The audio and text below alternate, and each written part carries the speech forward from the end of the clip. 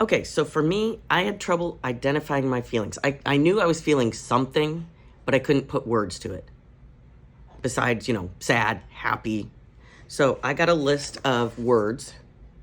And what I did is the word is understanding. So understanding. When is a time in my life when I felt either understood or was trying to understand somebody? So I actually had a piece of paper and I wrote the word understood. Then I think back, okay, a time when I felt understood was when I was teaching and I was trying to get across to my colleagues that the way to teach reading was a specific phonics way to do it.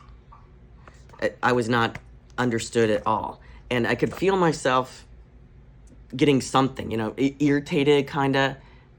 And I realized that meant I wasn't being understood. So, and I'm writing this all on paper so that I had to feel what it was like. And then when I explained it, this is phonics, I got a piece of paper, I explained it, and everybody nodded their head. It's like, oh, now I feel understood. I think back at that time, oh, that's what I felt.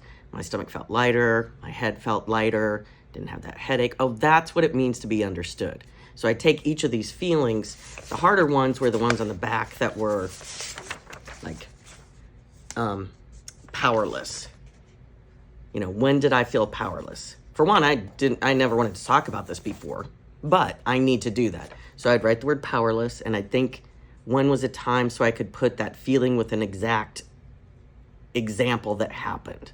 So I'd write down, lots of times I'd just write it down and a time when that happened. And it took me a while, but I kind of got through. Once I could identify, then that was good. Sometimes I would take an incident and then try to identify the feeling with it. So I remember a time when I was crying or upset, so what was that feeling? It wasn't just sad, my mom had Alzheimer's, told me that I was fat.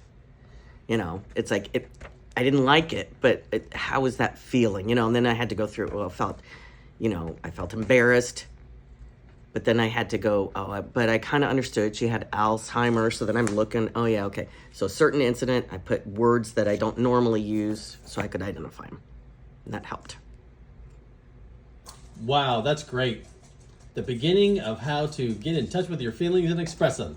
Isn't that wonderful? Yes, it is. Yes, it is. What do you think? How do you express your emotions? Huh? How do you express your emotions?